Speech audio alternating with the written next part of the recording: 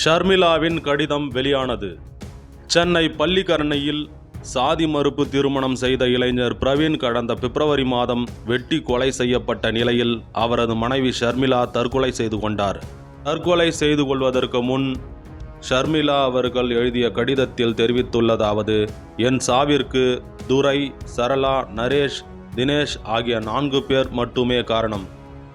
இந்த 4 பேர் யாருன்னா ஷர்மிளாவோட குடும்பத்தினர் தான். அதாவது அவங்களோட அப்பா அம்மா மற்றும் உடன் பிறந்த சகோதரர்கள் தான் காரணம்னு சொல்லியிருக்காங்க. எல்லாத்தையும் தாண்டி எனக்கு ஒருத்தனை பிடிச்சிருக்கு, அவன் கூட தான் நான் வாழ்வேன், அவனுக்கு முன்னாடி எதுவுமே சாத்தியம் கிடையாது, எனக்கு எதுவுமே முக்கியம் கிடையாதுன்னு சொல்லிட்டு அந்த பொண்ணு அந்த நபரை கல்யாணம் பண்ணிக்கிச்சு. இதில் உங்களுக்கு என்னடா பிரச்சனை? சாதின்ற பேரில் ஒரு கணவன் மனைவியை கொன்னுட்டீங்க, இப்போ நீங்கள் ஜெயிலுக்கு போக போகிறீங்க. இப்போ இந்த சாதிக்கு நீங்கள் கொடுத்த மரியாதை இது தானா? இப்போ உங்கள் சாதிக்காரெல்லாம் உங்களை வாழ்த்துவானா? இப்போ மட்டும் உங்கள் சாதிக்கு இது அவமானம் கிடையாதா? நம்மளோட இந்த வாழ்க்கை முறையும் இந்த உலகமும் எவ்வளவோ முன்னேறி போயிட்டுருக்கு. அவங்களுக்கு பிடிச்ச வாழ்க்கையை அவங்க வாழ்ந்துக்கிறாங்க. அதுவும் தமிழ்நாட்டில் சென்னையில் இந்த மாதிரி ஒரு சம்பவம் நடந்திருக்கிறது ரொம்ப ஒரு வெக்கக்கேடான ஒரு விஷயந்தான்.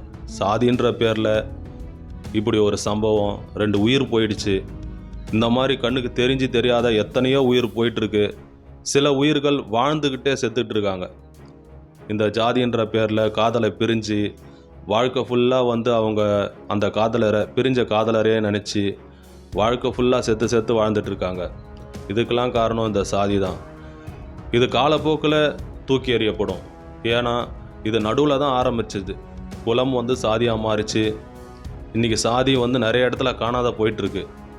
அதுக்கு காரணம் மக்கள் கிணத்து தவளை மாதிரி இல்லாமல் வெளியே 4 இடம் போய் படிக்கிறாங்க, வேலை செய்கிறாங்க, அங்கே இருக்கிற பொதுமக்களோட பழகுறாங்க. தன்னோட நிலை என்ன, தன்னோட பிறப்பு என்ன அப்படின்றத மறந்து சுயமாக நம்ம உழைச்சாதான் முன்னுக்கு வர முடியும், மற்றவங்களுக்கு நம்மளால் முடிஞ்ச உதவியில் தான் இந்த உலகம் வாழுது அப்படின்றத புரிஞ்சுக்கிறாங்க. சாதியை மறக்கிறாங்க, மதத்தை மறக்கிறாங்க, ஒரு பிரிவினை இல்லாமல் மக்களோட மக்களாக ஒன்றி வாழ்கிறாங்க. அப்படி இருந்தும் சில செட் ஆஃப் மனிதருக்குள்ளே இந்த விஷத்தன்மை இருக்குது. அதாவது சாதி மதம் என்ற பிரிவினையில் நாங்கள் தான் உயர்ந்தவர்கள், மற்றவங்க தாழ்ந்தவர்கள் அப்படின்ற ஒரு எண்ணம் இருக்குது.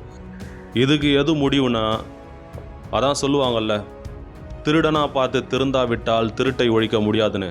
அந்த மாதிரி இவங்களாம் நினச்சி திருந்தினாதான் இந்த விஷயத்தில் ஒரு முழுமையான ஒரு மாற்றம் கிடைக்கும். ஏன்னா இவங்களெலாம் கட்டி வச்சு அடித்தா கூட இவங்க மாற மாட்டாங்க.